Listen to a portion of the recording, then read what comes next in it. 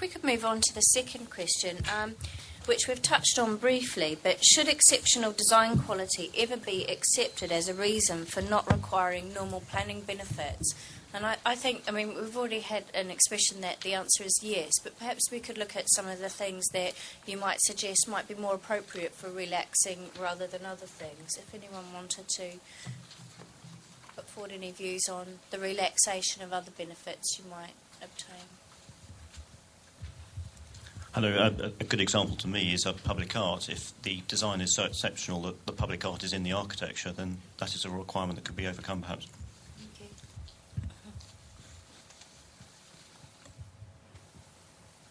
you. Hello, Neil Thompson from Great Bald Estates. I'd just like to comment about the fact that if we are going to be seeking exemplary design within Westminster, there's no doubt that that exemplary design does cost money. And if we are going to be using the kinds of materials and the kinds of designs that are going to produce good buildings, then there needs to be some form of relaxation, because ultimately developers cannot continue to pay for public art, public realm, improvements of transport infrastructure, as well as exemplary design buildings. I think that there should be some kind of allowance whereby if everybody agrees that good design is being produced, there needs to be some form of relaxations from those other criteria.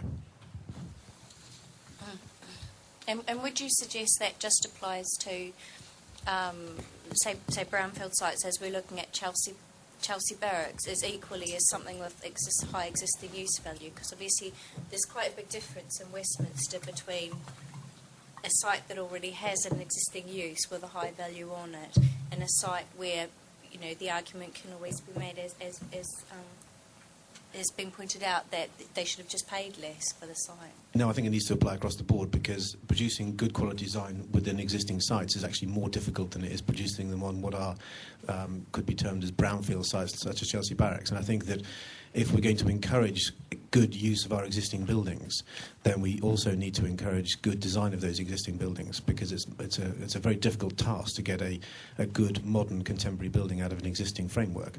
And if we are working in Westminster, where there are, I think it's approaching 70% or more of the whole area is conservation area, then we need to encourage our designers to be able to produce good buildings from existing structure and existing fabric. Great, thank you. Yes, the gentleman down the front. Tom Ball again. Every building that is proposed for Westminster should be of exceptional design. I find that it's a slippery slope to say that this building is so exceptional that you can override all kinds of other policies and requirements, quality of life, etc. And I'll quote one instance which is not inside the borough, but the Shard, which is 1,000 feet tall, was proposed and supported by Richard Rogers on the grounds that it was of such exceptional quality of design that it overrode all other considerations.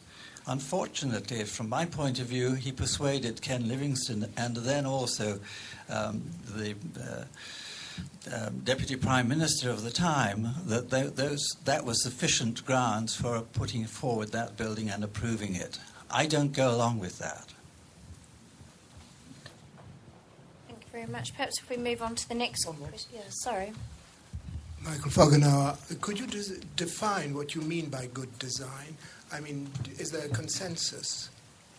And who is it? Is it the planners of Westminster who define it?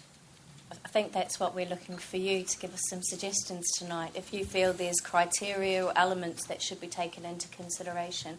I don't know whether any of the officers want to comment on that, but I think we're certainly looking for your ideas about how we might monitor something like that.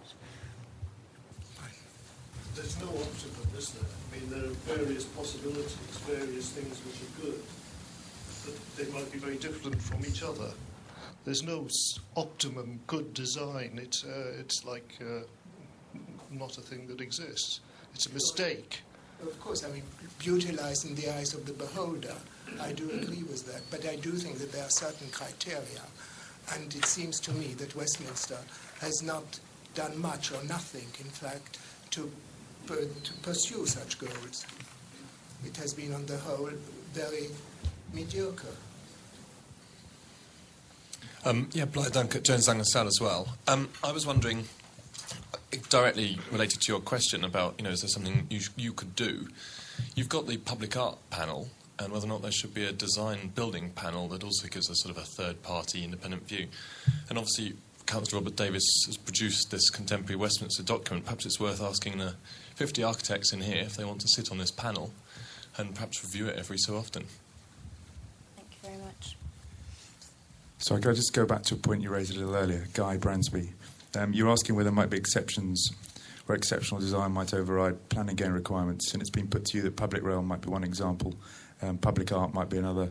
I actually wonder whether truly sustainable buildings incorporating green roofs, other measures, biodiversity, all the good things developers are trying to do might also be an exception, because clearly they have a cost and a time implication.